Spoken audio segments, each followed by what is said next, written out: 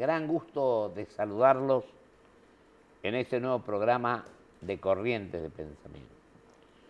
Hoy tenemos la visita de un hombre del Poder Judicial, del cual tanto se habla, pero lo importante es que si tenemos que hacer crítica, tenemos que hacer crítica, nos tenemos que hacer todo un poco de crítica, o de autocrítica. El doctor Alfredo Guzmán, que comenzó a concursar en el año 2000, fue primero, hoy es camarista de lo civil y comercial, así que con él hemos hablado recién antes de que comenzara el programa de los pasos que fue dando la justicia para llevar al cargo de camarista en lo civil y comercial, que funciona en el mismo edificio de la Corte, ¿no? Exacto. Doctor querido, usted comenzó a concursar en el 2008, me dijo. En el 2008 finalmente fui elegido para... Empezó en el 2000. Claro, en el 2000 empecé a concursar en la composición del Consejo de la Magistratura de 20 integrantes. Claro, que yo estuve ahí. En la vieja sala del cuarto piso del Palacio. Del cuarto piso del Palacio. Doctor? Sí, están todos los ministros. Con Sí. la gran mesa, ¿no? La gran los mesa, 20, sí. alrededor de la cual nos sentábamos todos los integrantes. Sí. Habían académicos de gran envergadura. Yo recuerdo a todos, pero voy a mencionar a 2 o 3. El doctor... Yo me permito mencionar al profesor Julio Comadira. El doctor Julio Comadira, que era un gran administrativista. Exacto, yo integré su cátedra. Él era por el Poder Judicial. Sí. Por el Poder Ejecutivo, perdón.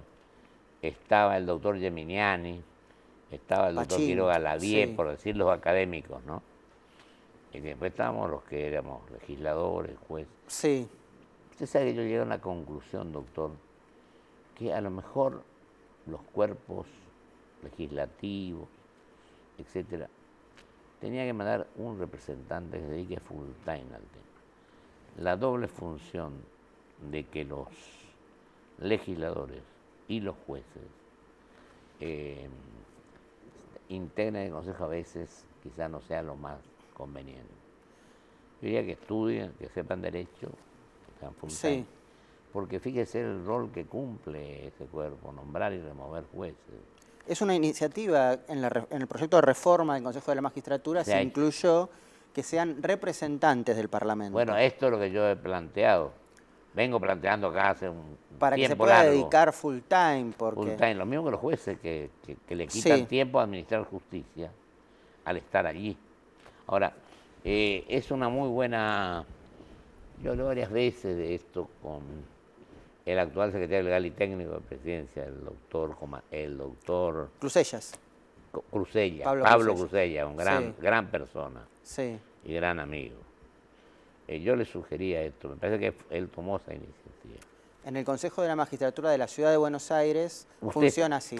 Funciona ahí, ¿no? Sí, de esta manera, con representantes. Perfecto. Doctor querido, cuénteme, hablamos que usted quería también referirse al tema de la Constitución del 94, a la cual yo me opuse en principio, pero la voté, por supuesto, pues la juré la Constitución, y enfocarla desde el punto de vista judicial a algunos temas.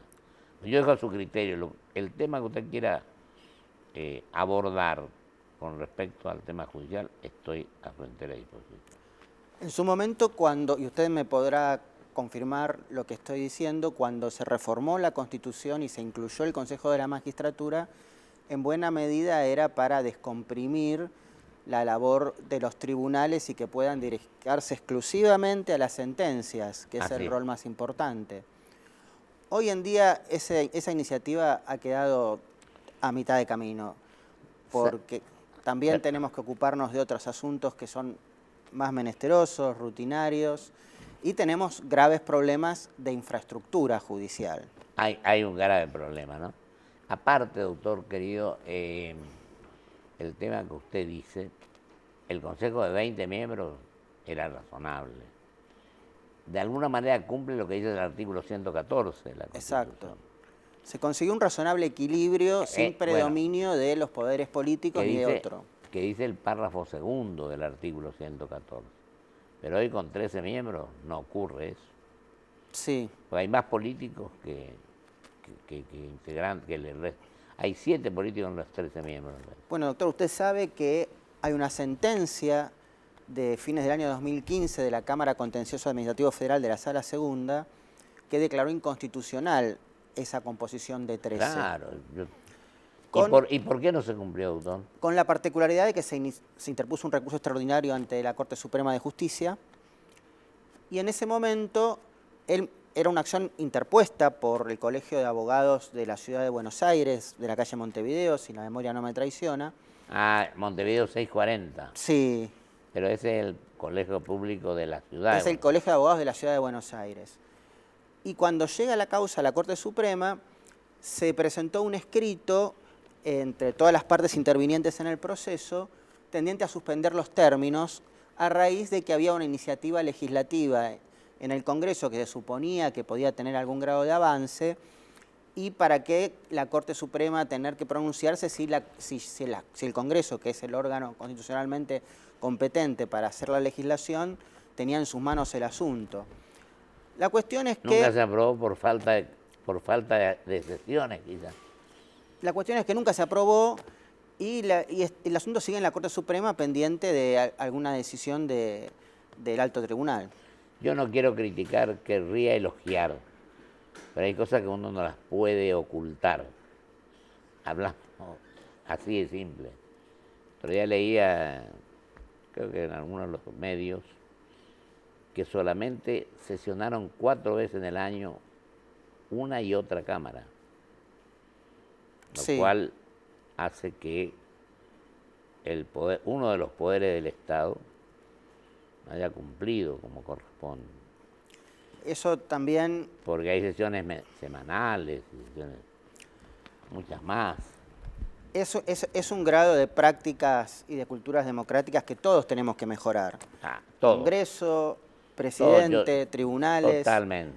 Para de algún modo levantar la poca inclinación que tiene la ciudadanía en cuanto a nuestra confianza hacia nosotros. Hay confianza en los poderes públicos. Porque es evidente que no puede estar un Congreso sin sesionar, como no pueden estar tribunales sin resolver o presidentes sin hacer las cosas que manda su competencia. Que cumpla la Constitución, además. Yo creo que si todos nos dedicáramos a cumplir estrictamente lo que establece la Carta Magna, sería diferente la cuestión. Sí. ¿No le parece? Estoy de acuerdo, sí, sí. Yo lo dejo, doctor, que usted aborde el tema que más le parezca. Me gusta que el invitado pueda expresarse con total... Para mí es una satisfacción poder compartir con usted, que fue protagonista de la reforma constitucional de 1994 y de un pronunciamiento de la Corte que sentó jurisprudencia, que recién recordábamos. Y después de 25 años es una buena ocasión para hacer una efeméride y una suerte de balance de lo que ha ocurrido en cuanto a los objetivos que en su momento inspiraron la Convención Constituyente. Los grandes objetivos eran, por un lado, la atenuación del presidencialismo. Claro, que era lo de jefe de gabinete, pero a veces no surtió el efecto buscado. Creo que surgió el efecto contrario, se ha fortalecido el presidencialismo. Doctor, lo interrumpo simplemente para aclararle esto. Yo el 29 de diciembre del 93 me opuse a la habilitación de la reforma, pero perdimos en el Senado, entonces se habilitó. Cuando vamos a la reforma, yo planteo ante el juez doctor Garzón Funes un amparo que él hace lugar al amparo. La Corte está en contra, salvo el maestro Fay, cuyo fallo está en internet, que vota en favor del planteo que nosotros hicimos. Sí. ¿Qué hice yo personalmente? Porque eso lo firmé solo. Y le reconoce legitimación para demandar. Así es. Lo cual ha sido un avance, porque en ese momento al convencional constituyente o al legislador en forma individual no se le reconocía legitimación. Efectivamente. Y sí, es un fallo que es muy estudiado en las facultades de Derecho. Y bastante extenso el fallo del doctor Fahim. Sí. El maestro, por el cual tenía Sí, realmente. una simpatía y un respeto profundo. Realmente. Usted me está hablando después. La verdad que la atenuación del presidencialismo no se consiguió. El fortalecimiento del federalismo tampoco. De hecho, faltan normas importantes que era exigencia para el Congreso sancionar y que no se pudo concretar. Sin ir más lejos, la propia sanción de una ley de coparticipación federal que sí hubiese servido para fortalecer el federalismo. Y eso que hay una cláusula transitoria allí que en poquito tiempo, yo integré esa comisión. Pero bueno, no es tan fácil también, en no la verdad, ponerse de acuerdo, porque cada uno quiere llevar agua para su molino, este es el tema. Sí. Creo que... Y lo otro, el tema, perdón. Sí, por favor. Otras cosas que todavía... Por ejemplo, lo que yo le decía al 114. No hay una ley que haya establecido el número de miembros que tiene que tener el Consejo. Sí. Habla de equilibrio. 20 que presidió por el presidente de la Corte era un tema razonable. Sí. Adelante, mi doctor querido, Sí. perdón. Creo que usted ha sido gobernador también, y una ley de coparticipación federal donde la provincia sepa los recursos que le corresponden, que no obligue a tener una mejor o peor relación con la fuerza política gobernante de turno, que le permita previsionar su presupuesto, eso sí fortalecería el federalismo. Porque se le pueden otorgar muchas competencias a las provincias, de las más variadas, pero si no se le otorgan los recursos para hacerse cargo de esas competencias, es lo mismo que nada. Sí, creo que hay que hacer una reforma integral en eso. Mire, yo le digo, a mí me tocó gobernar los 4 años, del 83 al 87, sin ley de coparticipación. Yo esta ley ya la voté como senador en el 2008, del 88. Fíjese cuántos años lleva. Sí.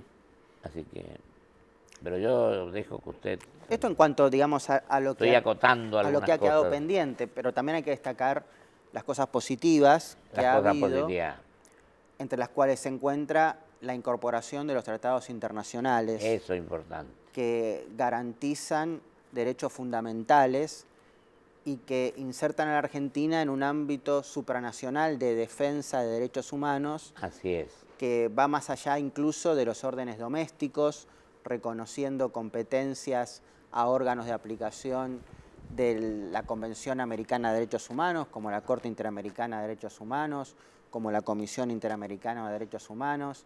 Es que ya el Estado argentino no es por sí solo responsable de que se satisfagan esos derechos fundamentales, pues si no lo hace, está la órbita supranacional para condenarlo, como ha sucedido en distintas oportunidades. Eso es un punto a favor de la reforma constitucional. Otro punto a favor creo que ha sido la instalación con jerarquía constitucional de la acción de amparo. De la acción de amparo, totalmente. Lo cual ha permitido una mayor posibilidad de acceso a la jurisdicción a través de una vía rápida, expedita, célere, sin trabas procesales. Yo también en alguna oportunidad he ejercido la profesión antes de reingresar a la magistratura y poder obtener una sentencia favorable en un amparo no era una cosa sencilla. No. Tenía que ser un acto muy arbitrario, muy groseramente ilegítimo. Estas exigencias de algún modo se han relajado, lo cual ha sido un avance innegable de la reforma constitucional. Otra cosa que yo descato, no sé si usted está de acuerdo, es la del defensor del pueblo, por ejemplo. Estoy absolutamente de acuerdo. Pero mire, doctor, hace 8, 10 años creo que 10 años. Que no tenemos defensor. Y es Tuvimos realmente... dos solos, el doctor Mayorano, sí. Jorge Mayorano, y el doctor Mondino. Realmente renunció y ya no, es una gran frustración y es muy preocupante que una institución de nivel constitucional, pensada para derechos fundamentales, pensada para un contralor de los restantes poderes estatales permanezca no ya vacante, acéfalo. Acéfalo. El organismo está acéfalo. Y esto es, en definitiva, un gran déficit de nuestras instituciones democráticas.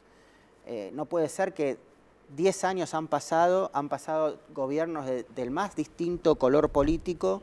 Así es. Y ninguno se ha preocupado en obtener los consensos necesarios para la designación de una persona idónea con prescindencia de su pertenencia política al frente de la Defensoría. Lo que hace que derechos fundamentales, como pueden ser las defensas ante incrementos tarifarios súbitos, como los que se han cuestionado, hayan quedado sin una persona que los represente. Totalmente. Y piense, doctor, ha pasado una campaña electoral y este tema ni siquiera fue... Se tocó. Ni siquiera fue materia de debate. Ni un tema que hace mucho al empleo digno que producen las pymes, por ejemplo. Hay 850.000 pymes en la Argentina. Sí. Y que son las que producen trabajo. Generadoras de empleo. Generadoras de empleo y de trabajo digno. Sí. El tema previsional tampoco no se tocó mucho, que digamos. Sí.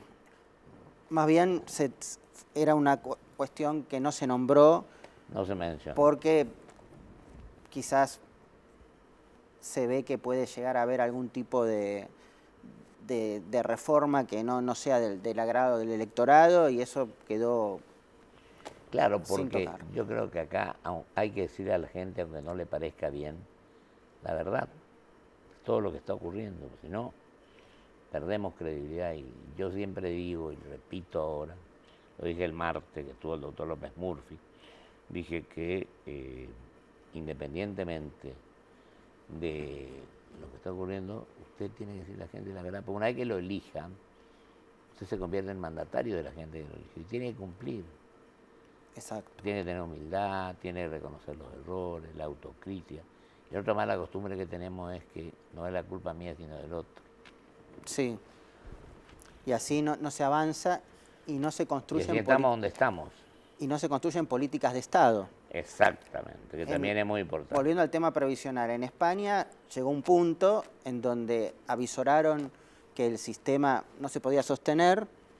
Izquierda, derecha, PSOE, PP, Pacto de Toledo, y bueno, y de acá para adelante seguimos esta regla. Con prescindencia de quien gobierno. Sí, no interesa. Hicieron un pacto en materia previsional para sanear el sistema y más allá de que también tienen sus problemas, en buena medida han superado esa crisis coyuntural que han tenido.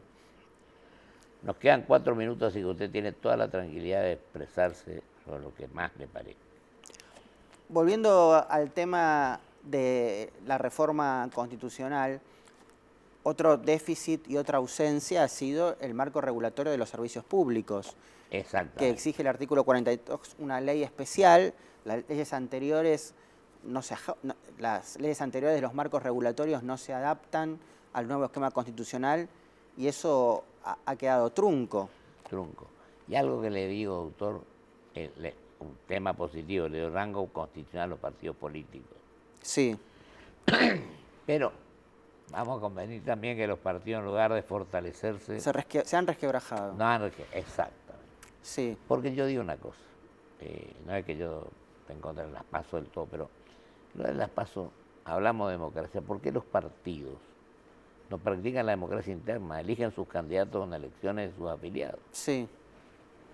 Pero como acá a veces hay partidos que se fabrican de un día y se termina al otro, cuando termina la elección, tienen que ser partidos genuinos, partidos que estén constituidos por afiliados. No sé qué opina usted. Es paradójico que, habiendo sido la intención y la letra de la Constitución el fortalecimiento del rango constitucional de los partidos políticos, en menos de una década de la reforma constitucional los partidos políticos prácticamente se han resquebrajado y surgen alianzas esporádicas, ocasionales, que duran por elecciones. Alquileres de partidos, es increíble. y así es muy difícil generar consensos. Totalmente. Antes, esto hablando, digamos, como un ciudadano, ¿verdad? Sí. Que padece o se interesa por el ciclo político. Antes usted sabía que estaba el Partido Radical con sus dirigentes históricos, el Partido Justicialista con sus dirigentes históricos, el centro, la izquierda, los partidos provinciales. No, nuestro es nacional, pero el Partido Autonomista Nacional. El Partido Autonomista Nacional, ¿verdad? Ahí militaron... Mitre. No, ahí Alsina lo fundó. Alsina. Pero ahí militaron Irigoyen y Alem. Ajá, sí. Claro. Sí, sí. Cuando se crea la Unión Cívica Nacional, que después pasa a la Unión Cívica Nacional. Es cierto. Antes uno sabía quiénes eran los referentes de los partidos y los partidos en sí a veces consensuaban, a veces no. Así es. Pero hoy hay que buscar que nos tratemos de entenderlo más, la mayor cantidad de veces posible. Es fundamental. Porque si no, no vamos a salir de la crisis. Doctor, así que usted dígale a los televidentes lo que cree en este momento con el minuto su poder de síntesis, qué pretende para el futuro ahora recientemente iniciado, superar el proceso electoral de hace 2 días. Fundamentalmente rescatar lo positivo, un proceso electoral que se llevó en paz, con debates electorales, en donde mayoritariamente se discutió con respeto, más allá en general. Estamos en una transición que se puede decir ordenada, civilizada, es natural, es connatural al sistema republicano la alternancia, es buena la alternancia, nos encontramos en un esquema en donde la fuerza política que ha resultado victoriosa no cuenta con mayorías propias en el Parlamento y eso tampoco es malo porque va a generar mayor debate, mayor diálogo y fundamentalmente lo que recién comentábamos, encontrar los consensos necesarios para superar una crisis que es dura. Económicamente muy difícil, pero que también tiene connatos con otras cuestiones institucionales y otros problemas políticos que no nos ha dado el tiempo como para abordar, como la educación, que bueno, es un tema... Sin educación no podemos hacer nada. Es un tema clave. Doctor querido, le agradezco enormemente su presencia. Gracias a usted y a su disposición para cuando su audiencia... Cómo no, con todo gusto. Y le deseo que siga cumpliendo su rol en la justicia, que es el corazón del gobierno para inversiones, para todo, para que la gente crea, en definitiva, en las instituciones. Muchas gracias. Le agradezco muchísimo. Gracias a usted. Muy amable. Vamos a un corte y vuelvo con mis conclusiones.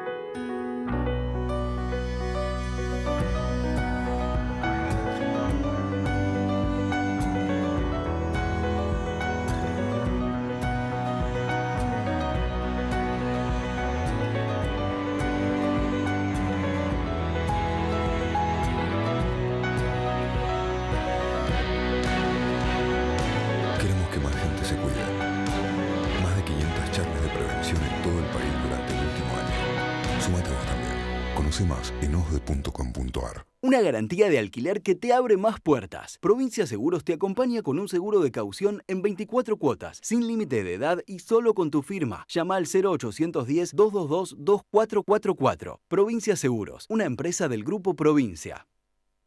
La verdad que Ini es una genia, como nos está ayudando a organizar la casa. ¿Y ahora en esta caja qué hay? Ah, las cartas de Claudia. Sí. ¡Ay, qué amor! Fácil, hay como 40 mazos. Tarot, españolas, póker, todo. ¿Te hago un truco? Mirá, elegí una. Cualquiera. ¡Opa! Ah. ¡Osmar! ¡Se nos cayó la carta! ¿A quién que la vayas a buscar vos, Ini? Hacé todo desde tu celular. Hacete Galicia.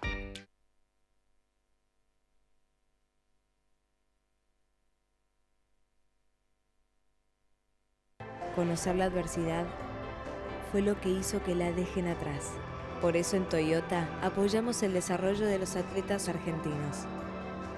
Grupo Petersen, desde 1920, construyendo el país.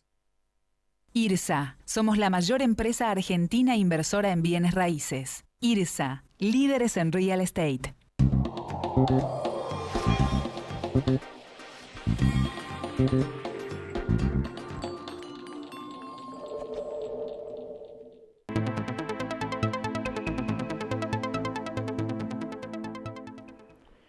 Le agradezco mucho al doctor Alfredo Guzmán, camarista en lo civil y comercial, que indudablemente se ha lanzado con fuerza y comenzado desde muy joven a concursar en la parte, en lo que hace al Poder Judicial. Me alegra mucho que se esté interpretando lo que venimos planteando en este programa de mucho tiempo, que la Corte se ha expedido con respecto a que no puede seguir con los números que tiene hoy el Consejo de la Magistratura, que comenzó con 20 miembros. El artículo 114, como dije, habla de que haya equilibrio. Yo creo que lo que hay que hacer en definitiva es sancionar una ley que establezca que equilibradamente se fije el número que tiene que constituir el Consejo de la Magistratura. Pero también me alegra que haya representantes y no que los legisladores y los jueces integren el Consejo de la Magistratura. Le quita tiempo a la acción legislativa y le quita tiempo a administrar justicia. Tenemos que tratar de entendernos los argentinos, de hacer las cosas con espíritu constructivo, pero además hacerlas bien, porque de esa manera nos va bien a todos, a los 43 millones de compatriotas. Muchísimas gracias. Hasta la semana que viene, si Dios quiere.